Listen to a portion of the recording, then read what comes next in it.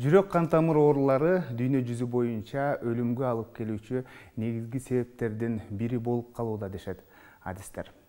Мына ушул жүрөк ооруларын жөнөкөй ыкмалар менен көзөмөлдөп алдын алсак болот дешет. Дал ушул жүрөк оорулары, жүрөк кан тамыр ооруларын алдын алуу жөнүндө бүгүн биз сөз кылабыз. Саламатсыздарбы? Бул ден соолук программасы түз эфирде ЛТР каналында. Аны мен Сейит Амираев алып барам. Ардактуу көрөрмандар, программа учурунда эгерде сиздерде кандайдыр бир суроолор жаралса, сөзсүз түрдө бизге байланышка чыксаңыздар болот. Байланышчу телефондор 03222 код аркылуу 55732 жана ошондой эле WhatsApp номер дагы иштейт 0508 87 88 97 номер. Анда студиябызга келген кадырлуу конокторду мен сиздерге тааныштырсам. Нурлан Райымбек уулу, Алиев Мамат атындагы Ош кардио медициналык борборунун кардиолог дарыгер. Жана ошондой эле кийинки коногубуз Темирлан Борбоев, Алиев Мамат атындагы Ош кардио медициналык борборунун кардиолог дарыгер. Саламатсыздарбы? Студиябызга кош келипсиздер. Соңку вакыттарда эл арасында жүрөк кан тамыр ооруларына кабылгандардын саны көп деп айтылат. Ошол эле учурда бул оору жашарып баратат деген дагы маалыматтарды угуп келебиз да.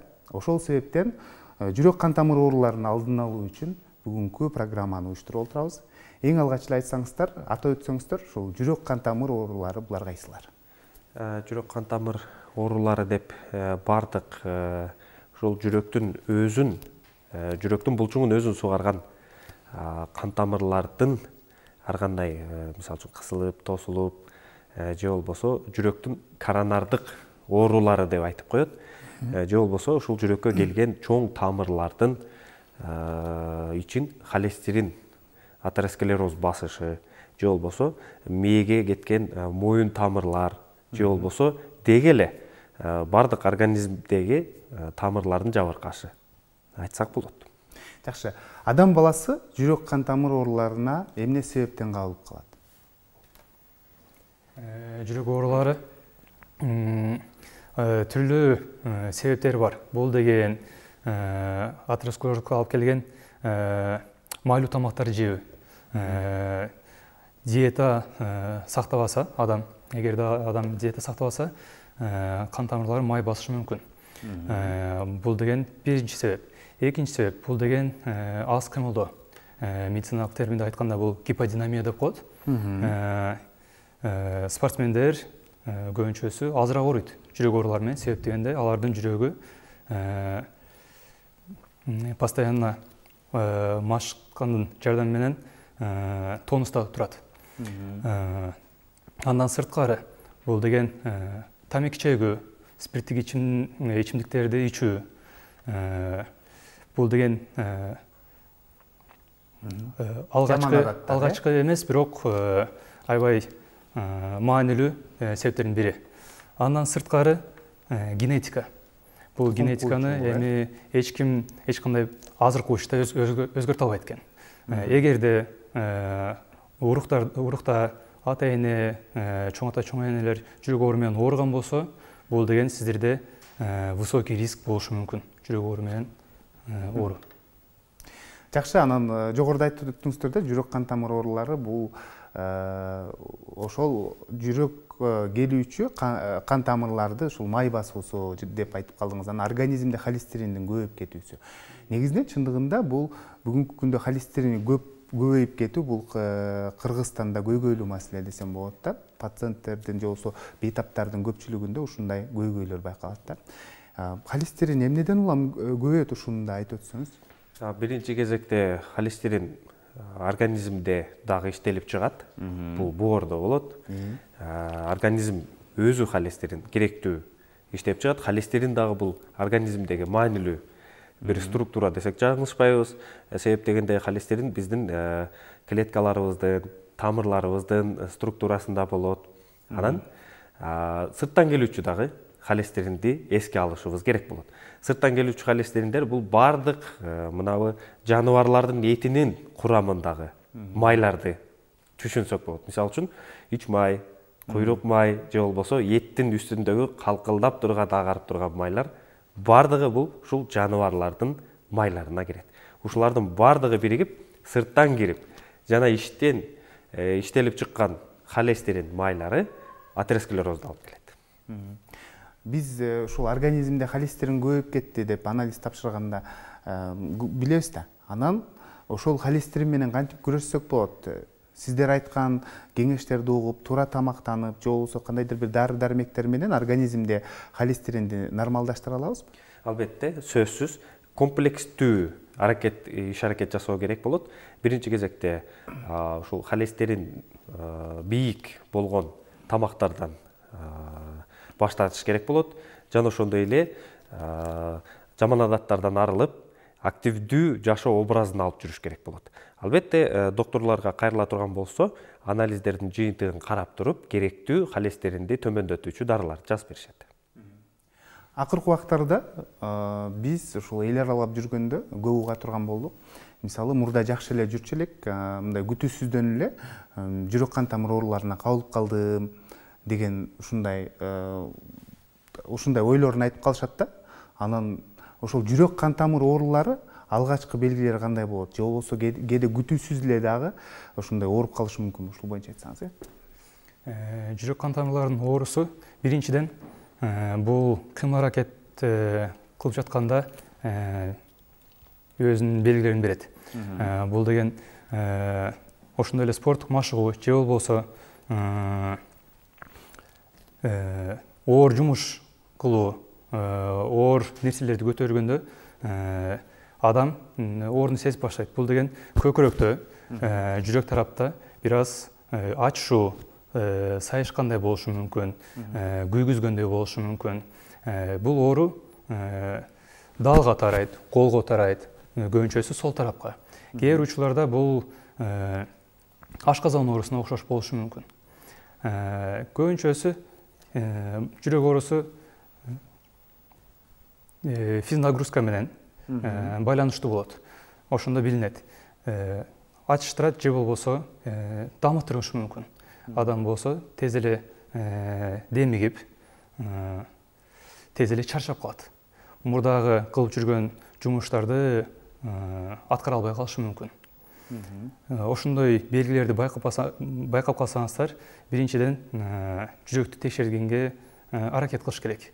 Особенно бул 50-55-60 жаштан өткөн адамдарга аябай маанилүү. Обязательно жарым жылда бир жылда бир, как минимум бир жолу текшерип туруш керек. Бул деген ЭКГ, эхо жана башка изилдөөлөрдү өтүп туруш керек. Жакшы. Бейтаптар кээде башка оору менен да алмаштырып жүрүшү мүмкүнбү? Албетте, сөзсүз менин коллегам Темирлан мырза айткандай, бул жүрөктүн оорусуна окшобой, мисалы үчүн ашказан оорусу окшошу мүмкүн. Же болбосо оң жакка тараса оору, оң жагында бир жери өпкөсү же болбосо башка өтө оору окшоп белги бериши мүмкүн. Же болбосо кээ биркелери оорусу жок, демигүү болуп, мисалы үчүн бронхит же пневмония менен адаштырып алган учурлардагы көп кездешет. Мындайда бир гана оңой жолу бул ооруну аныктоо. ЭКГ тарттырыш керек. Андан кийин кардиологдун кеңеши менен туура назначенияларды алып айыкса болот. Мындай деген суроо келиптир. Саламатсыздарбы? Биз алыскы аймактан байланышып атабыз. Менин атам 82 жашта.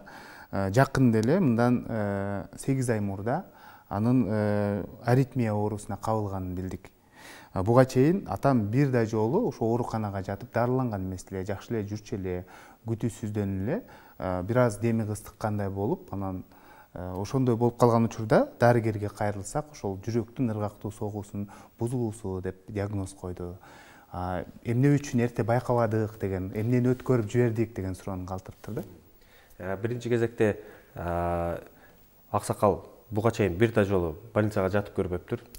Анан буга чейин амбулатордук негизде изилденгенби, изилденген эмеспи, бизге бул суроо бойдон калып жатат.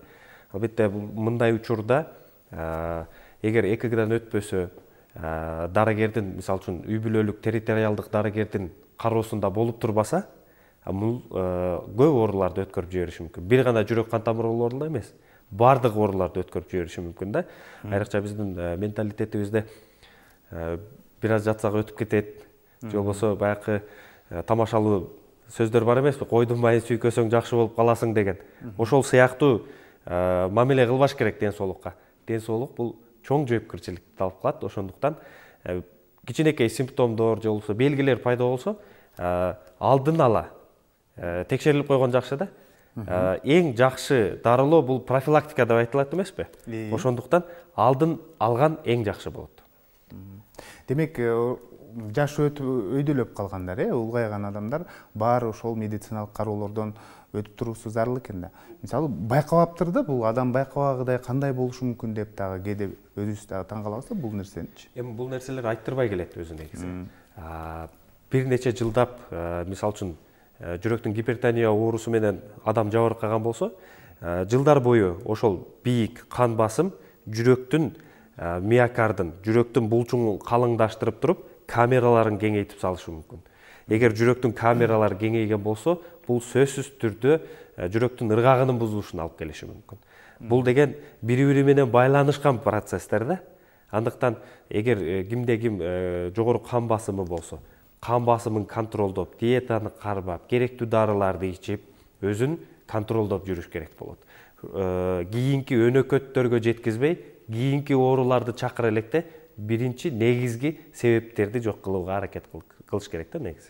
Программага даярданып жатып, айрым бир маалыматтардан окуп калдым да.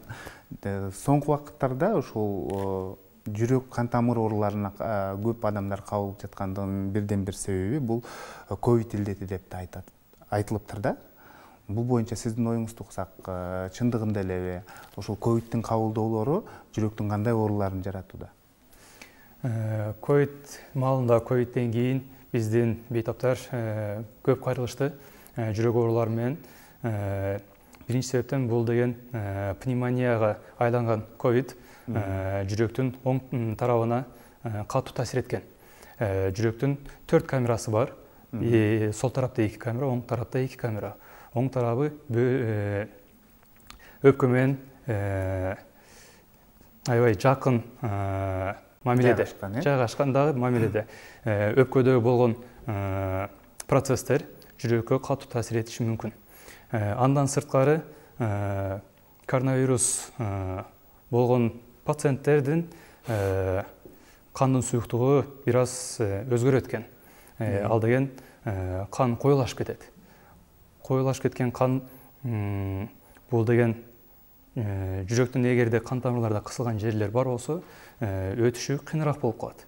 Кыйыныраак болуп туруп, ошол кезде кан коюлашып, уюп тромбко айланышы риски аябай бийик болот. Ошол себептен тромб пайда болсо, мисалы үчүн ошол эле инфарктка алып келиши мүмкүн. Же болбосо буга чейин жүрөк ооруларын такыр сезген эмес адам ковидтен кийин ооруп калдым деп байкап башташы мүмкүн.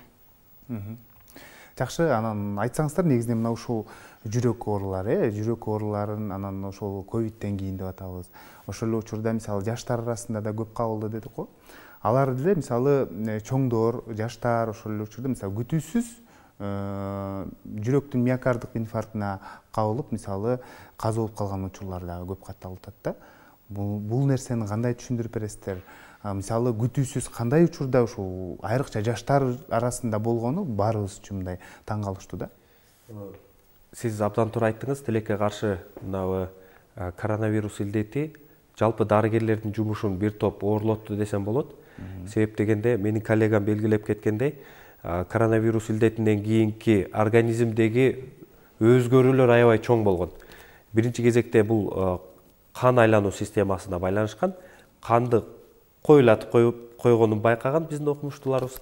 Жана ошондой эле жалпы ички органдардын иштөөсүнүн дагы өзгөргөнүн байкасак болот.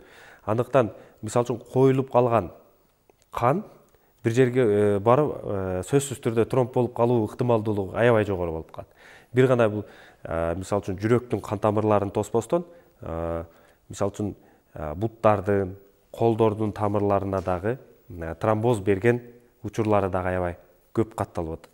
Эми мунусун да биз айта кетсек, жалпы жүрөк кан тамыр ооруларынын бейтаптар жашарды деген тенденцияга азыркы учурда окумуштуулар келип атышат. Себеп дегенде жалпы биздин жашоо образыбыз дагы өзгөрүп баратат да.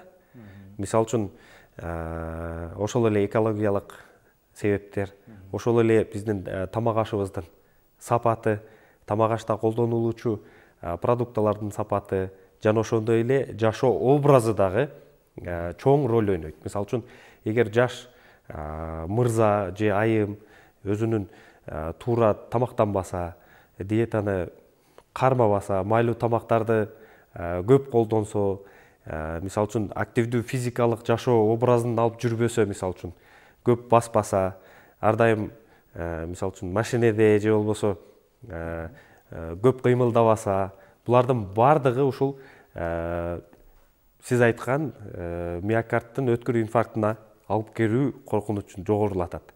Албетте, кимде болот, кимде болбойт, аны биз алдын ала айта албайбыз эч качан. Бирок сиз айткандай, ушул өткүр миокардтын инфаркты жашарып жатат деген тенденцияга келип жатабыз. Биздин практикалык жумушта дагы көрүп жатабыз андай учурларды. Жакшы, анан айтсаңыздар, ушул ковидтин кабылдоосу менен ооругандар ушул жүрөк оорусуна кабылып калбаш үчүн кандай текшерүүлөрдөн өтүп турусу зарыл, өздөрүнө кантип кам көрүш керек, ушуну айтып өтсөңүз. Бул деген электрокардиография, ЭКГ жана эхокардиографиясын өтүп койгон көп учурларда эле жетиштүү болот. Бул жеңил процедуралар, эч кандай укол сыяктуу нерселер жасалбайт. Жөн гана электроддор коюлат, УЗИ аппараты менен текшерилет. Ошол менен текшергенде гана жүрөктүн бүт булчуңдары, камералары жана жүрөктүн электрофизиологиялык тараптан иштешин баарын көрсөк болот. Бул деген мисалы үчүн ритм бузулганбы, бузулган эмеспи, эч кандай аритмия жокпу, жүрөктүн камералары кеңейип, чоңоюп кеткен эмеспи, клапандары кандай иштеп атат, булчуңдары калыңдашып, жоондошуп кеткен эмеспи, ошолорду текшерсек болот. Көп учурларда ошол процедуралар, ошол изилдөөлөр жетиштүү эле болот. Эгерде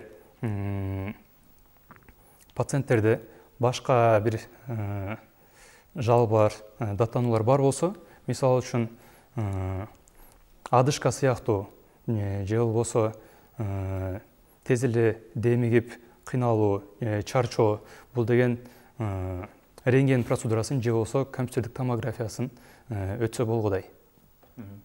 Жакшы, кийинки суроо телегөрүүчүдөн келиптир. Саламатсыздарбы? 46 жаштамын дейт. Жүрөгүм бат-бат мындай ойноп турат дейт. Мындай жүрөктүн согуусу кээде ушундай ар кандай болот экен да. Анан мен ЭКГдан өтсөм, таза деп чыкты. Эмне кылышым керек? Эмне себептен дагы менде ушундай тынчсыздануу болот деген суроону калтырыптыр. Бул ЭКГ аппараттан адам деген бир 10-15 секунд учурунда тартылып алуучу жүрөктүн иштешинин белгилери болуп эсептелет. А бирок биз сиз телегөрүүчүгө суточный ЭКГ мониторинг по холтеру дегенибиз бар. Ал деген жүрөктүн иштешин, жүрөктүн ыргагын бир күн бою жазат. 24 саат бою ЭКГ электроддорун жазат. Бир сутка бою. Бир сутка бою. Анан кээ бирки түрлөрү бар, андай аппараттардын 3 күн жаза турган түрү бар, 4 күн жаза, 5 күнгө чейин жаза турган түрлөрү чыгып калды азыр. Азыркы учурда ошол текшерүүнү сунуштайсыздар. Ошол текшерүүнү сунуштайбыз. Неге дегенде күндүзү жакшы жүрүп, кээ бирки адамдардын жүрөгүнүн ритми түнү бузулушу мүмкүн. Ошондуктан аны аныктоо үчүн биз 24 сааттык ЭКГ холтер мониторингин сунуштайбыз. Жакшы. Байланышта көрүүчүбүз бар. Саламатсызбы? Кош келипсиз. Кандай сурооңуз бар? Саламатсыздарбы? Биз сизди угуп жатабыз. Сурооңуз болсо берсеңиз болот. Бир нерсе тас деп эметкенде эле көп. Байланыш үзүлүп калды. Кийинки суроого өтө берсек, саламатсыздарбы? Менде ушул богок бар дейт. Богоктун дагы кандайдыр бир жүрөккө таасири барбы деген суроону калтырыптыр. Албетте, азыркы учурда биз көп пациенттер менен, бейтаптар менен иштеп атабыз. Ушул зооптон кийинки жүрөккө берген кабылдоолору боюнча. Бул калкансымал бездин гормондору адам организминде чоң роль ойнойт. Себеп дегенде калкансымал бездин гормондору жүрөктүн ритмин тездетип, жайлатып, же болбосо жалпы организмдеги зат алмашуу процесстерин жайлатып же тездетип коюучу чоң дараметке ээ да. Бул калкансымал бездин гормондору бул контролдоочу гормондордун катарына кирет. Албетте, эгер калкансымал бездин функциясы бузулганда, мисалы үчүн богок же болбосо тиреоидит деген башка көп түрлөрү бар, ошол учурда жүрөктүн иштешине түздөн түз таасирин берет. Мисалы үчүн калкансымал без гормондорду көп бөлүп чыгарса, бул жүрөктү ыргагын бузушу мүмкүн. Же болбосо жүрөктүн оң жагындагы кеңейтип салган учурларын биз көп көрүп жатабыз. Буга өзүнчө бир диагнозу бар, мисалы үчүн тиреотоксическое сердце деген, мисалы үчүн тиреотоксикалык жүрөк деген. Бул гормондор көп бөлүп чыгаргандыгы үчүн жүрөктү ууландыруучу дагы дараметке ээ да. Биринчи кезекте биз суроо ээсине сунушубуз калкансымал бездин гормондорун көрүп туруп, эндокринолог менен бир консультация алып туруп, андан кийин кардиологко келип көрүнсө болот. Буга комплекстүү кароо керек. Жакшы, бизде байланышта кийинки көрөрманыбыз бар. Кабыл алып түз эфирге алып чыгабыз. Саламатсызбы, кош келипсиз. 2-3 жылдан бери жүрөгүм ооруп, атышат, бассам атышка боло берем да. Эмне себептен ошол сырттан сурайын дедим эле. Рахмат. Жашыңыз канчада эне? Бизден алыстап кетти окшойт. Жооп бере берсеңиз. Эненин айткандай эле 1-2 жылдан бери деди окшойт. Көкүрөк ачуусу жана адышка болуп дем кысуусу бул жүрөк тамырлары менен байланышлуу болушу мүмкүн. Азыр бизге толук маалымат бере алган жок тилекке каршы. Бирок дегенде буга чейин айтылгандай эле жаш өткөн сайын жүрөктүн өзүндө жүрөктүн булчугунда болгон өзгөрүүлөр болушу мүмкүн. Бул деген булчуңдар кан тамыр гана эмес, жүрөктүн булчуңдары деле май басышы мүмкүн. Ошол себептен жүрөктүн кубаты түшөт. Ал кезде бир аз кыймыл аракет кылып, бизде өзүнүн формулалары бар. Мисалы үчүн 100 метр, 200 метр, 300 метрге чейин баса аласызбы, экинчи этажга чейин тепкич менен көтөрө аласызбы деген суроолор бар. Ошолор менен бир сыра текшерсе болот. Эгерде эне болсо экинчи этажга чыкканга чейин эле чарчап, 1-2 жолу токтоп, демип кала турган болсо, анда биринчиден жүрөктү текшертиш керек. Андан сырткары бул проблемасы өпкө менен дагы байланыштуу болушу мүмкүн. Бул деген хронический бронхит деп коет. Жыл сайын болгон өзгөрүүлөр, жүрөк өпкөдөгү бронхтор кысылыштары адышка алып келет. Соңку убакытта ушул жүрөктүн миокардтык инфаркт илдетине кабылгандардын саны көп. Мына ушул миокардтык инфарктка алып келген кайсыл оорулар? Биринчи кезекте бул ашыкча салмак жана кан басымдын жогору болуусу, гиперхолестеринемия деп коебуз. Холестериндин кандын курамында көп болушу, же болбосо өнөкөт жаман адаттар, жана ошондой эле клиникалык оорулардан айта турган болсок, бул стенокардия менен чогуу кант диабети болсо, бул жүрөк ооруларын кант диабети күчөтүүгө аябай чоң таасирин тийгизет.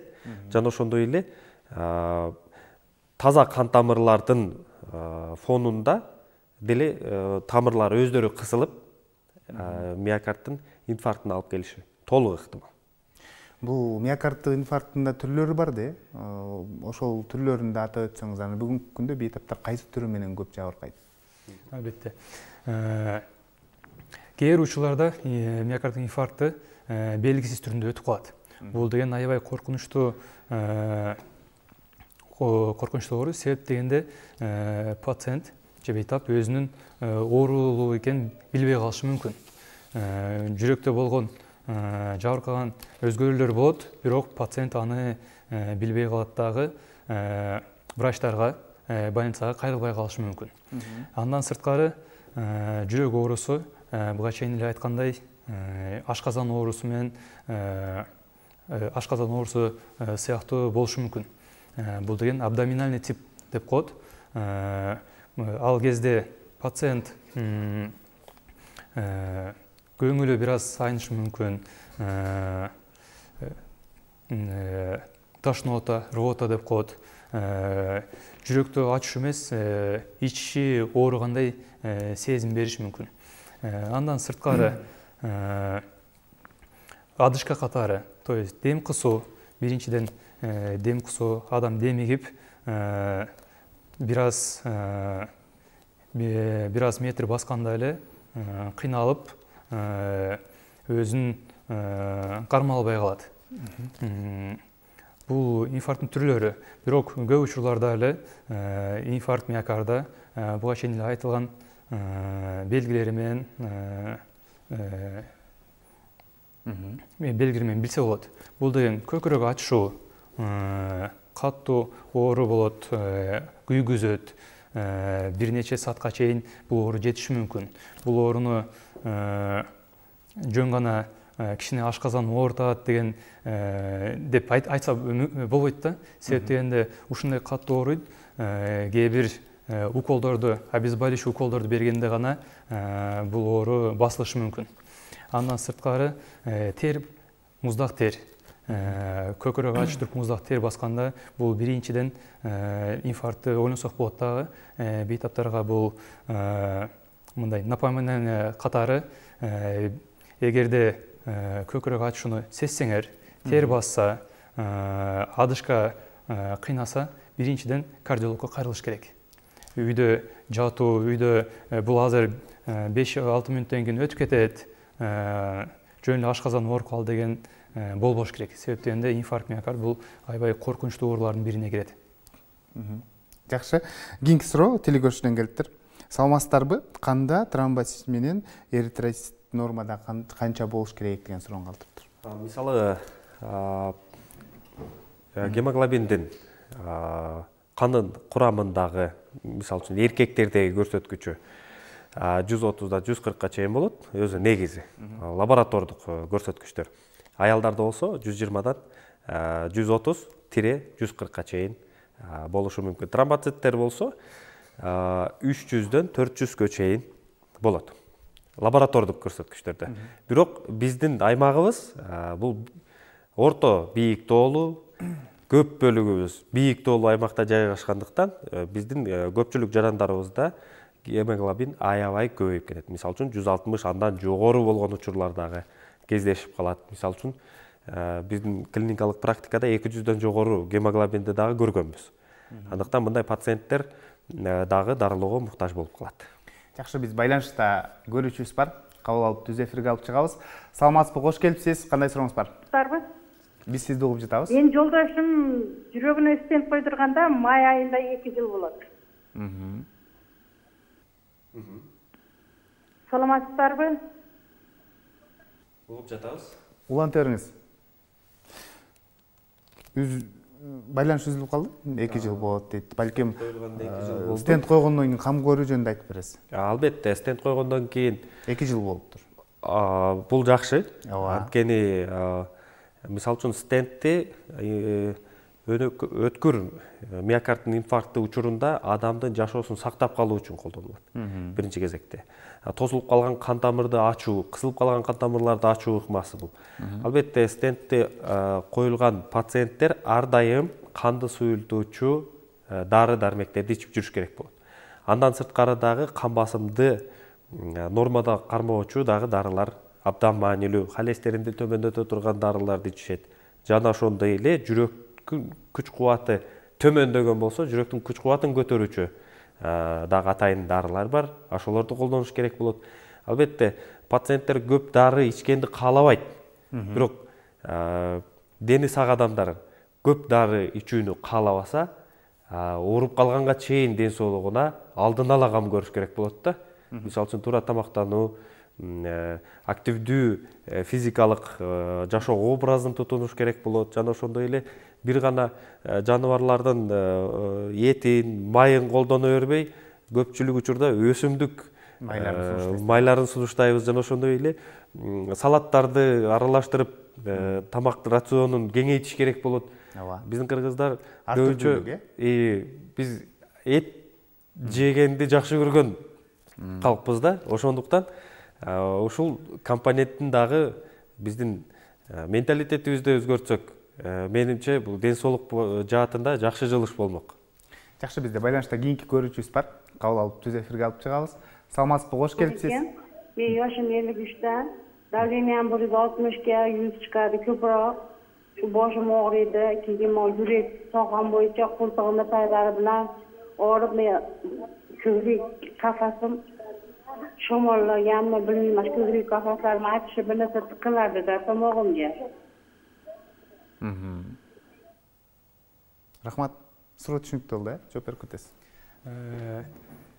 Эженин давлениясы канчага чейин деди? 160-га 160-га чейин 100.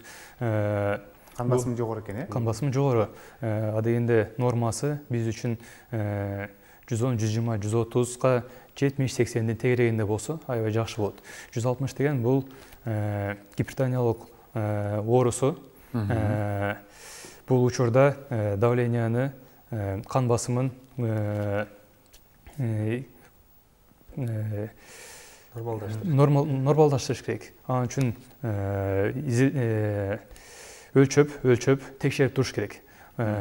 Себеп дегенде кээ бир учурларда давление кан басымы 160-180ге чыгып кетсе дагы, эже айтат, баш ооруун сезем дейт. Кээ бир учурларда кулак бүтүшү мүмкүн, тунуп калышы мүмкүн, же болбосо баш айлануу, даттануу болушу мүмкүн. Кээ бир учурларда 180ге чейин чыкканда дагы кан басымы бейтап билбей калат. Эгерде кан басымы 180-200ге чыккан болсо, бул коркунучтуу состоянияга алып келиши мүмкүн. Андай дегенде кан тамырлар кысылып, же болбосо кан тамырлар жарылып, бул инсульттун коркунучу бар деген белги. Эжеге болсо, биринчиден кан басымын күнүгө эртең менен, абедте, кеч өлчөп, мындай немекте дневник деп коебуз, өзүнө болсо специалдуу дептер алса болот. Обычный жөнөкөй эле дептерге жазып, саат-сааты менен кан басымын өлчөгөнүн, жүрөктүн согушун, пульсун өлчөп турса жакшы. Эгерде күнүгө кан басымы нормадан бийирээк болсо, буга чейин айткандай эле 130га 80, 120-80ден бийирээк болуп, 140, 150, 160га чейин чыкса, анда кан басымын түшүрө турган антигипертензивный препарат деп коет, ошолорду ич керек. Аларды ичүүгө чейин обязательно терапевтке же кардиологко көрүнүш керек дагы. Чын учурда эле кан басымы бийик болсо, анда керектүү дарыларын жазып берет. Себеп дегенде пациенттер контрольсуз дарыларды ичкен убактарда давлениясы көтөрүлүшү да мүмкүн, өтө төмөн болуп түшүп кетиши да мүмкүн. Давление төмөндөп кетсе да бул жакшы эмес. Жакшы. Кийинки суроо телекөрүүчүдөн. Саламатсыздарбы? Менин апам жандандыруу бөлүмүнө түшүп калды дейт. Жүрөгү чоңоюп кетиптир. Дем алуусу да кыстыгып жатат дейт. Азыр кандай тамактарды берип, кантип биз карашыбыз керек деген суроону калтырыптыр. Адегенде диета номер 10 диетаны сунуштайбыз бардык кардиологиялык пациенттерге. Бул деген тамактар катуу курулбаган болуш керек, чала курулган, же болбосо сууга же парга пышкан, бууга пышкан тамактар болуш керек. Ошондой эле биз кардиологиялык бардык пациенттерге жылкынын этин жана кулу тооктун этин сунуштабайбыз. Анткени булар аябай кан басымды көтөрүүчү, калориясы жогору продукталар болуп эсептелет. Биз мындайда көбүнчө жүрөгү чоңоюп кеткен пациенттерге суюктуктагы көп ичүүнү сунуштабайбыз. Себеп дегенде өлчөмү ичиш керек. Албетте, бир суткада 1 литр 500 мл же болбосо 1200 миллилитрге чейин суюктук ичүүнү сунуштайбыз. Суюктук дегенибиз бул ичкен чайы, компоту, тамактын суюк бөлүгү, бардык суюктук 1 суткада ошондон ашпаш керек. Анткени жүрөгү чоңойгон пациенттердин жүрөгүнүн канды түртүп чыгаруу күчү төмөндөп кетет да. Ошондуктан биздин ичкен суюктугубуздун бардыгы ичеги менен канга өтөт дагы. Кандын циркуляциялык көлөмү көбөйүп, ошондуктан ар кандай шишиктер пайда болушу мүмкүн, өпкөнүн астына суулар толуп калышы мүмкүн, жүрөктүн челик кабыгына суулар толуп калышы мүмкүн, ич көңдөйүнө суу толуп калышы мүмкүн. Ошондуктан ушул нерселердин алдын алуу жана пациенттин абалын жеңилдетүү максатында ушундай сунуштар берилет. Жакшы, кийинки суроо телекөрүүчүлөр саламатсыздарбы? Мен жүрөгүмө стенд койдургам дейт. Бир топ эле убакыт болуптур. Анан жүрөгүңдө бляшка бар деп дагы айтылыптыр дейт. Ошол бляшканы дейт операция кылбайлы экинчи жолу дейт. Аны кандайдыр бир дары дармек менен кетирсек болобу деген суроо калтырыптыр. Азыркы учурда дүйнө жүзүндө тилекке каршы ушул атеросклеротический бляшканы кетире турган дары дармек чыга элек. Аны бир калыпта кармаса болот. Кээ бир учурларда чоңоюшу мүмкүн. Бирок эгерде биздин бейтаптар диетаны сактап, дегенде майлуу тамактарды жебей, холестерини көп тамактарды, заттарды жебей, көбүрөөк физзарядка жасап, күнүнө километрлеп басып, өлчөп ченеп ошолорду жасап турган учурларда өзүнүн керектүү дарыларын ичип турса, бул атеросклеротический бляшкалар бир калыпта калышы мүмкүн.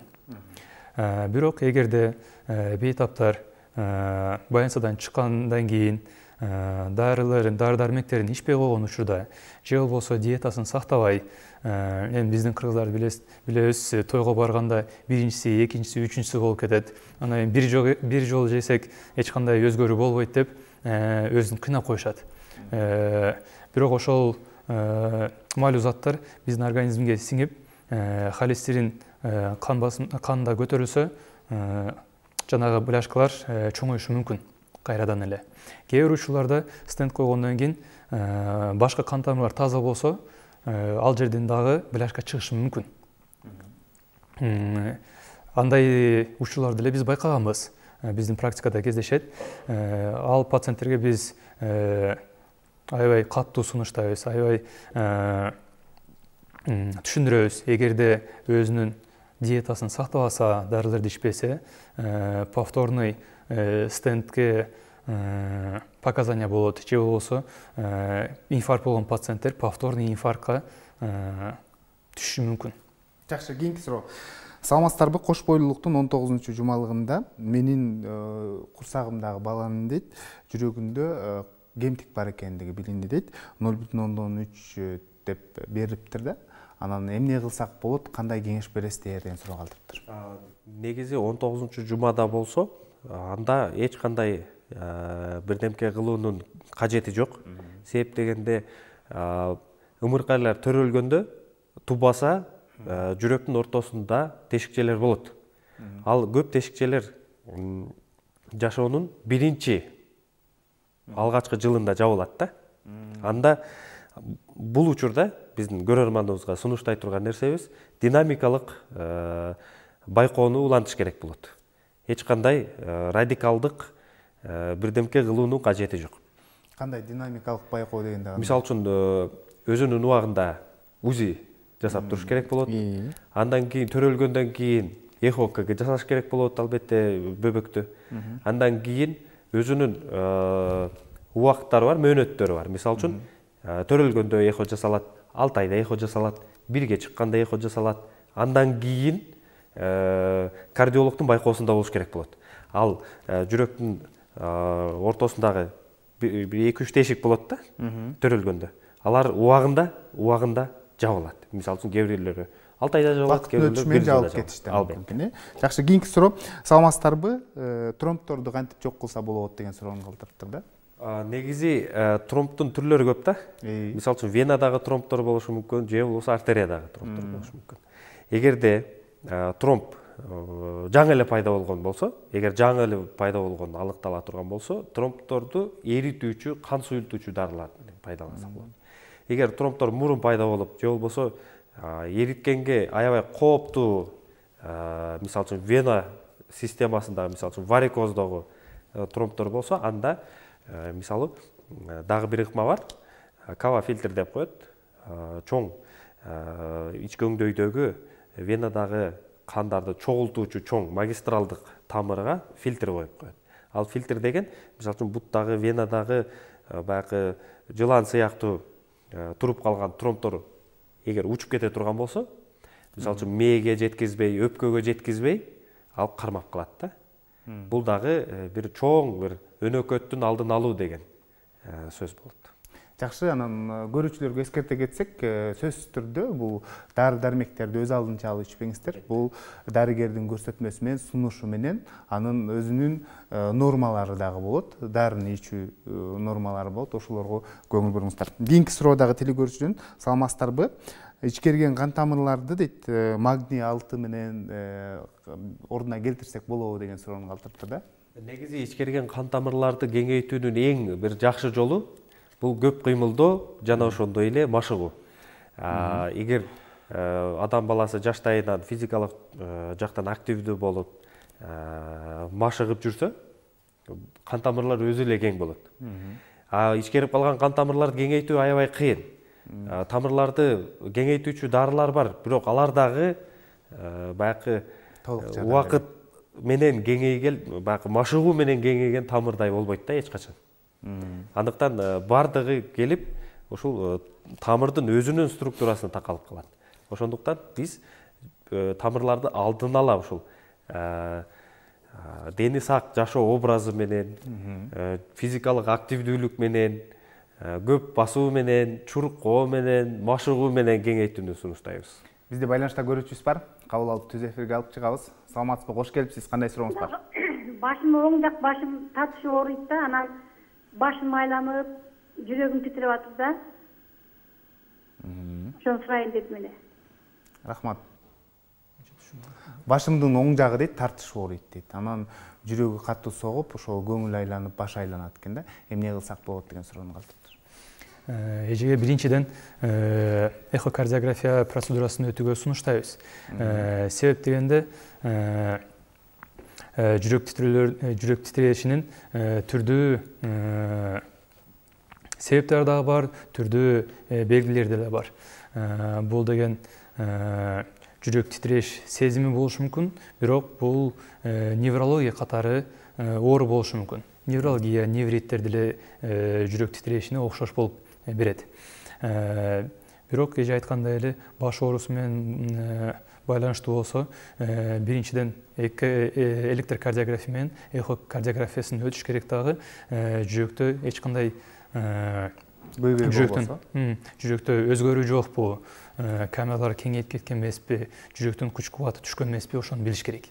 Эгерде жүрөктө бир аз өзгөрүү болуп, камералар кеңейип, жүрөк аритмиясы бар болсо, анда өзүнүн дарыларын ичип, андан кийин гана невропатологко караса болот. Жакшы, биз байланышта кийинки көрүүчүбүздү кабыл алып түз эфирге алып чыгабыз. Саламатсызбы? Кош келипсиз. Кандай сурооңуз бар? Кардиологко айтайын дедим эле. Угуп атасызбы? Ооба, угуп атабыз. Сурооңузду бериңиз. Мен жанагы эме басып жүрсөм, активный моундай спорт менен заниматься кылам да. Анан кийин эле үйгө келип, кечинде отуруп калсам эле, кечинде көкүрөгүм ооруй баштайт да. Көкүрөгүм ооруп, анан кийин эки жак лапатанын астына өткөндөй болот. Көкүрөгүңүз анан туруп дагы басып ары бери кылсам, отурсам эле ооруйт да. Басып жүрсөм оорубайт. Көкүрөгүңүз кантип ооруйт? Ошону айтып коюңузчу. Көкүрөгүм могу жерим как будто жана бир нерсе түйүлүп калгандай да. Рахмат. Суроо түшүнүктүү болду, Ооба, түшүнүктүү болду. Аксакалдын даттануулары изилдөөнү талап кылат, биринчиден.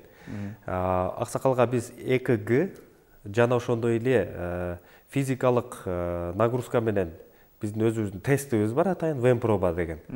Ошону сунуштай алабыз. Эгер вен пробасы жакшы болсо, экг-лары жакшы болсо, анда биз неврологияга көрүнүүнү сунуштайбыз. Эмне дегенде жүрөк оорулары менен кабырга арасындагы невралгиялар көп учурда окшош болуп калышы мүмкүн. Бул жерде диагнозду туура аныктап биринчи кезекте, андан кийин дарылоо тактикасын тандап алыш керек. Чындыгында оорунун себебин так аныктагандан кийин дарылоо жеңил болот, анан ийгиликтүү болот. Дарылоо жолдору жөнүндө сүйлөшсөк, бүгүнкү күндө мисалы убакыт өткөн сайын жаңылануулар болуп атат да медицинада дагы. Ошол жүрөк кан тамыр ооруларын кантип дарылайсыздар? Жүрөк кан тамыр оорулары бул жүрөккө жазылган дары-дармектер, рекомендациялар бизде Кыргызстанда гана эмес, Европейский союз ассоциация кардиологов деп коет, Американская ассоциация кардиологов бар. Ошолордун рекомендациясы менен биздин өзүбүздүн Орто Азияга ылайыктап чыккан Бишкектен чыккан кардиология, Мирахимов атындагы кардиологиясынын центринен рекомендация чыгат. Жыл сайын алар өзгөрүү бар болсо, статистика боюнча жаңы изилдөөлөрдү өткөзүп, жаңы дарыларды чыгарышы мүмкүн. Бирок көп учурда эле акыркы заманда биздин дарылардын өзгөрүү жок. Бул деген жүрөктүн жай соктура турган дарылары бар. Жүрөктүн күч кубатын көбөйтө турган, жогорулата турган дарылар бар. Андан сырткары жүрөктүн кеңейип кетишине, булчуңдары жоондоп кетишине каршы жүрөктүн өзүнүн размерине келтире турган дарылар бар. Андан сырткары эң негизги биздин препараттардын бири бул деген жүрөктүн кан суюта турган дарылары. Себеп дегенде жүрөктүн кан тамыр оорулары көп учурда кан тамыр кысылып, кан коюлашып кеткен учурда тромбко айлантышы мүмкүн. Тромбду алдын ала лечение кылыш үчүн бул деген канды суюк кармаш керек. Ошол себептен 50 жаштан, 55 жаштан өткөн пациенттерге жана чоң кишилерге биз кардиомагнил же болбосо тромбопол деген дарыларды сунуштайбыз. Бирок анда деле биринчиден кардиологко кайрылыш керек. Жакшы, кийинки суроо, жүрөккө эмне себептен суу толот? Анан аны кетирүү үчүн эмне кылыш керек деген суроо. Мисалы, бул тема боюнча биз буга чейин дагы бир аз козголуп кеткенбиз. Жүрөккө суу толуунун себептери түрдүү. Биринчи кезекте жүрөктүн кубатынын төмөндөшүнө байланышы мүмкүн. Өнөкөт жүрөк жетишпестиги деп коебуз. Же болбосо ар кандай перикардиттер деп коебуз. Перикардтын сезгенүүсүнөн болушу мүмкүн. Же болбосо бактериялык инфекциянын көкүрөк көңдөйүнө кирип калышынан болушу мүмкүн. Же болбосо, мисалы, туберкулез оорусунан кийин дагы өпкөгө, жүрөккө суу толушу толук ыктымал.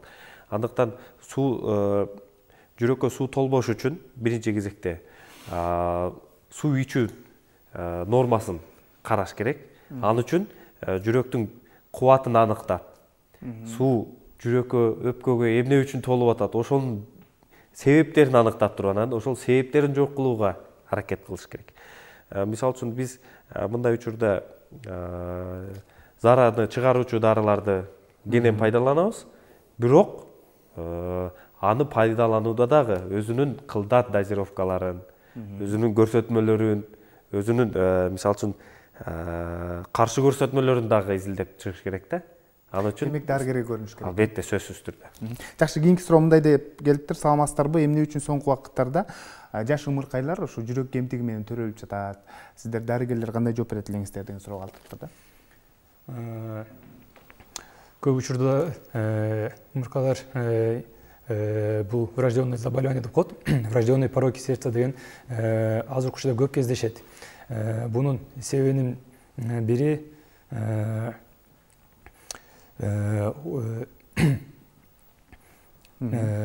беременность маалында, кош бойлуу маалында түрдүү дарыларды колдонгон. Азыркы учурда көп бат сыяктуу биологически активный добавка деп дары сыяктуу көп алышат. Ошолор, андан сырткары кээ бир учурларда кош бойлуу кезде травма алгандар, Эми азыркы учурда баардыгын контролдош кыйын, бирок тамеки чегүү жана спирттик ичимдиктер именно кош бойлуу кезде тератогенный эффект деп коет, ымыркаларга түрдүү порокторду чыгарышы мүмкүн. Ал себептен беременностьтарды аябай пландаштыруу керек. Биринчиден пландаштыруу керек. Андан сырткары обязательно УЗИ изилдөөлөрүн убакыт менен өтүп туруш керек. Жакшы. Ошол эле учурда экологиянын да таасири бар деп айтышат. Албетте. Түздөн түз таасири бар. Менин коллегам айтып өтүп кеткендей, кош бойлуу кезинде грипп болуп калса деле, бул дагы өзүнүн таасирин тийгизиши мүмкүн. Ошол дагы кемтикке алып келип коюшу мүмкүн. Абанын булганышы дагы бул азыркы учурдагы эң актуалдуу маселелердин бири. Бул дагы, мисалы үчүн, бензиндин жыты дагы кош бойлууларга аябай терс зыянын тийгизет.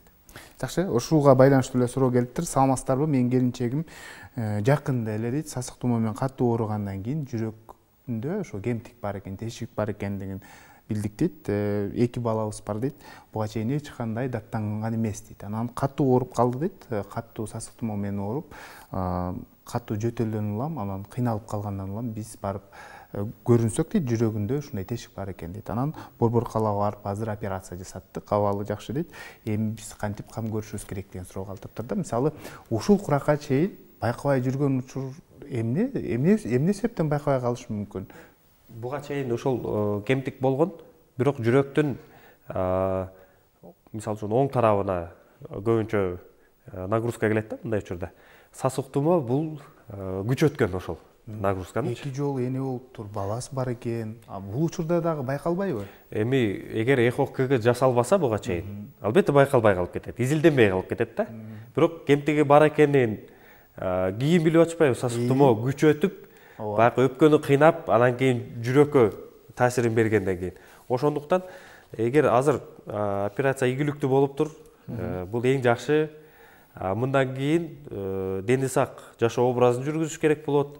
Эч кандай мисалы үчүн такай дары ичип жүрүштүн кереги жок азыркы учурда. Эгер тешиги бүтүлгөн болсо, мал менен ЭХОК-дан өтүп, жүрөгүнүн булчуңун көзөмөлдөп, кардиологдун байкоосунда болуш керек болот, учетунда болуш керек. Жакшы, соңку вакыттарда биз заманбап дарылоо деп көп айта турган болдук да. Бул заманбап дарылоонун бүгүнкү күндөгү эффективдүүлүгү канчалык жүрөк кан тамыр ооруларында? Заманбап дарылоо бул жогорку технологиялык ыкмалардын жардамы менен деп жатасыз да. Албетте азыркы учурда мына стентирование, оклюдер менен иштөө, бул ушулардын баардыгы заманбап дарылоо технологияларына кирип кетет. Азыркы учурда статистикалык маалыматтар, мисалы үчүн Ош шаарында ушул заманбап жогорку технологиялык изилдөө жана дарылоо методдору ишке киргенден бери жүрөк кан тамыр ооруларына байланышкан өлүмдөрдүн саны кескин түрдө кыскарды. Бул статистикалык бир эле маалымат. Кыскача суроо дагы буга да жооп берип кетсеңиз, ушул стенд койгондон кийин канчалык деңгээлде кепилдик бересиздер, толук сакайып кетеби деген суроо калтырып. Мисалы бул стенд койгондон кийин организмдин индивидуалдык көрсөткүчтөрүнө дагы, өзгөчөлүктөрүнө дагы байланышып калат. Мындайда стендтин жогорку сапатына кепилдик берилет, жасаган жумушка кепилдик берилет. Бирок медицинада эч нерсеге кепилдикти 100% бергенге мүмкүн эмес. Анан сөзсүз түрдө андан кийин кардиолог сиздердин көзөмөлүңүздөрдө болуш керек. Жакшы. Ардактуу телекөрүүчүлөр, бүгүн бизде конокто Нурлан Райымбек уулу, Алиев Мамат атындагы Ош кардио медициналык борборунун кардиолог дарыгери жана ошондой эле кийинки коногубуз Темирлан Борбоев, Алиев Мамат атындагы Ош кардио медициналык борборунун кардиолог дарыгери болду. Рахмат айтабыз. Атайын вакыт бөлүп бүгүнкү тема боюнча жакшы маалыматтарды айтып бердиңиздер, жакшы кеңештерди айттыңыздар. Ийгиликтер болсун. Оору сыркоодон алыс болуңуздар. Ушуну менен Ден соолук программасы өз соңуна келип жетти. Аны мен Сейит Амираев алып бардым. Кайрадан эфир аркылуу амандашканча сак саламатта туруңуздар.